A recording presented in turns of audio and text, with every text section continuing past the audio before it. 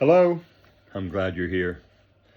I'm NatsMan, and I'm reading from the Bible from the beginning to the end, from Genesis to Revelations. Please join me in this journey and make God's Word a part of your everyday life. This is video number 24, and today we are reading from the book of Exodus, starting in chapter 14. But before we start, I want to do a short recap of what we read in our last video. The last video was 12 and 13. In 12, God instituted the Passover, where each family sacrifices a lamb and puts its blood on the doorstep posts. That night, the firstborn of Egypt die, but the Israelites are spared. Pharaoh finally lets them go, and they leave in haste. In chapter 13, God instructs Israel to consecrate their firstborn and remember the Exodus by celebrating the Feast of Unleavened Bread. He leads them out of Egypt, but the longer route to avoid war, and his presence goes with them as a pillar of cloud by day and fire by night.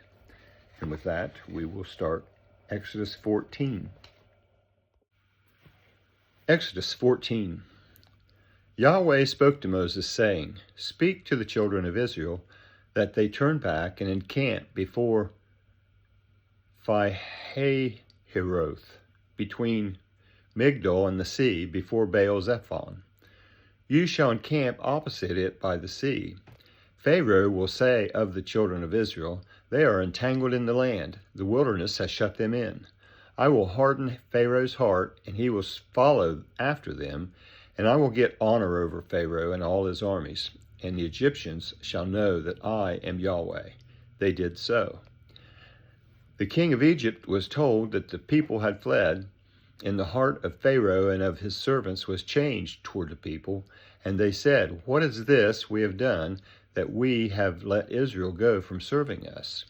He prepared his chariot and took his army with him, and he took 600 chosen chariots and all the chariots of Egypt, with captains over all of them. Yahweh hardened the heart of Pharaoh, king of Egypt, and he pursued the children of Israel, for the children of Israel went out with a high hand. The Egyptians pursued them. All the horses and chariots of Pharaoh, his horsemen and his army, overtook them, encamping by the sea beside Pi-hahiroth, before Baal-zephon. When Pharaoh came near, the children of Israel lifted up their eyes, and behold, the Egyptians were marching after them, and they were very afraid. The children of Israel cried out to Yahweh. They said to Moses, "Because there were no graves in Egypt, have you taken us away to die in the wilderness? Why would you have treated us this way to bring us out of Egypt? Isn't this the word that we spoke to you in Egypt, saying, 'Leave us alone, that we may serve the Egyptians'? For it would have been better for us to serve the Egyptians than to die in the wilderness." Moses said to the people, "Don't be afraid. Stand still and see the salvation of Yahweh, which he will work for you today. For you will never again see the Egyptians whom you have seen today. Yahweh will fight for you, and you shall be still." Yahweh said to Moses, "Why do you cry to me? Speak to the children of Israel that they go forward. Lift up your rod and stretch out your hand over the sea and divide it. Then the children of Israel shall go into the middle of the sea on dry ground. Behold, I myself will harden the hearts of the Egyptians, and they will go in after them. I will get myself honor over Pharaoh and over all his armies, all his chariots, and over his horsemen. The Egyptians shall know that I am Yahweh when I have gotten myself honor over Pharaoh, over his chariots, and over his horsemen." The angel of God who went before the camp of Israel moved and went behind them, and the pillar of cloud moved from before them and stood behind them. It came between the camp of Egypt and the camp of Israel. There was the cloud in the darkness, yet it gave light by night. One didn't come near the other all night. Moses stretched out his hand over the sea, and Yahweh caused the sea to go back by a strong east wind all night, and made the sea dry land, and the waters were divided. The children of Israel went into the middle of the sea on the dry ground, and the waters were a wall to them on their right hand and on their left. The Egyptians pursued and went in after them into the middle of the sea, all of Pharaoh's horses, his chariots, and his horsemen. In the morning watch, Yahweh stood out on the Egyptian army through the pillar of fire and of the cloud, and confused the Egyptian army. He took off their chariot wheels, and they drove them heavily, so that the Egyptians said, "Let's flee from the face of Israel, for Yahweh fights for them against the Egyptians." Yahweh said to Moses, "Stretch out your hand over the sea, that the waters may come again on the Egyptians, on their chariots, and on their horsemen." Moses stretched out his hand over the sea, and the sea returned to its strength when the morning appeared, and the Egyptians fled against it. Yahweh overthrew the Egyptians in the middle of the sea.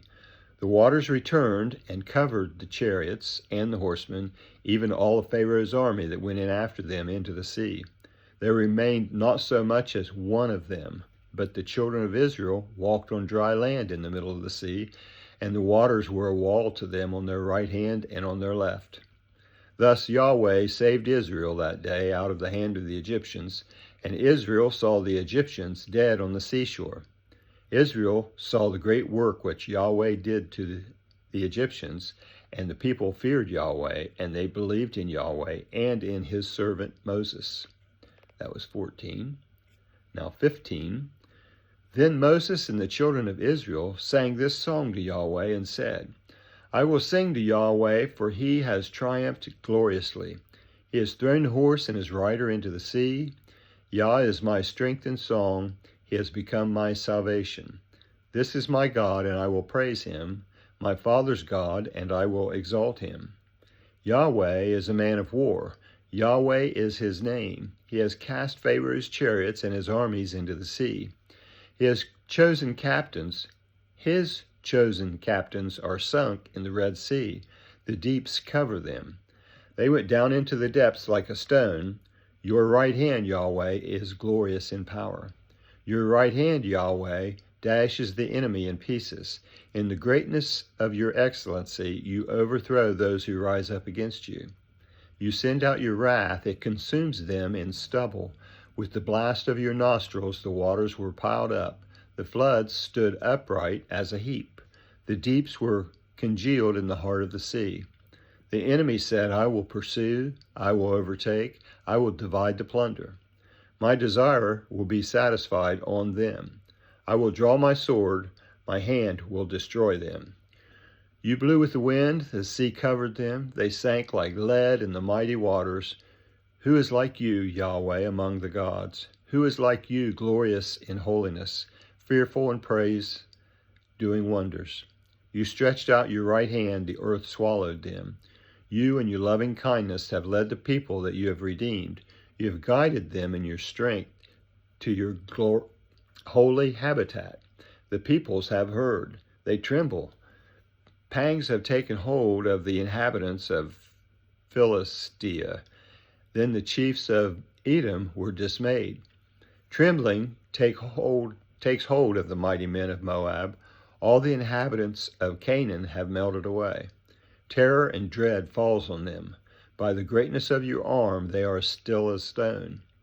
Until your people pass over, Yahweh. Until the people you have purchased pass over. You will bring them in and plant them in the mountain of your inheritance, the place, Yahweh, which you have made for yourself to dwell in. The sanctuary, Lord, which your hands have established. Yahweh will reign forever and ever.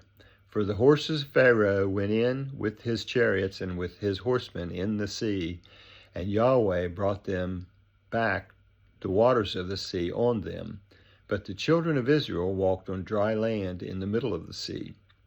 Miriam, the prophetess, the sister of Aaron, took a tambourine in her hand, and all the women went out after her with tambourines and with dances. Miriam answered them, Sing to Yahweh, for he has triumphed gloriously. He has thrown the horse and his rider into the sea. Moses led Israel onward from the Red Sea, and they went out into the wilderness of Shur. And they went 3 days in the wilderness and found no water. When they came to Marah, they couldn't drink from the waters of Marah, for they were bitter. Therefore its name was called Marah. The people murmured against Moses, saying, "What shall we drink?" Then he cried to Yahweh, and Yahweh showed him a tree, and he threw it into the waters, and the waters were made sweet. There he made a statute and an ordinance for them, and there he tested them. He said, "If you will diligently listen to Yahweh, your God's voice, and will do that which is right in his eyes, and will pay attention to his commandments and keep all his statutes, I will put none of the diseases on you which I have put on the Egyptians, for I am Yahweh who heals you." They came to Elim, where there are 12 springs of water and 70 palm trees. They encamped there by the waters. That was 15. This is 16. They took their journey from Elim, and all the congregation of the children of Israel came to the wilderness of Sin, which is between Elim and Sinai, on the 15th day of the 2nd month after their departing out of the land of Egypt. The whole congregation of the children of Israel murmured against Moses and against Aaron in the wilderness, and the children of Israel said to them, "We wish that we had died by Yahweh's hand in the land of Egypt, when we sat by the meat pots, when we ate our fill of bread, for you have brought us out into this wilderness to kill this whole assembly with hunger." Then Yahweh said to Moses, "Behold, I will rain bread from the sky for you, and the people shall go out and gather a day's portion every day, that I may test them, whether they walk in my law or not. It shall come to pass on the 6th day that they shall prepare that which they bring in, and it shall be twice as much as they gathered daily." Moses and Aaron said to all the children of Israel, "At evening you shall know that Yahweh has brought you out from the land of Egypt. In the morning you shall see Yahweh's glory, because he hears your murmurings against Yahweh." "Who are we that you murmur against us?" Moses said. "Now Yahweh will give you meat to eat in the evening, and in the morning bread to satisfy you, because Yahweh hears your murmurings which you murmur against him. And who are we? Your murmurings are not against us, but against Yahweh." Moses said to Aaron, "Tell all the congregation of the children of Israel, come close to Yahweh, for he has heard your murmurings." As Aaron spoke to the whole congregation of the children of Israel, they looked toward the wilderness, and behold, Yahweh's glory appeared in the cloud. Yahweh spoke to Moses, saying, "I have heard the murmurings of the children of Israel. Speak to them, saying, At evening you shall eat meat, and in the morning you shall be filled with bread. Then you will know that I am Yahweh your God."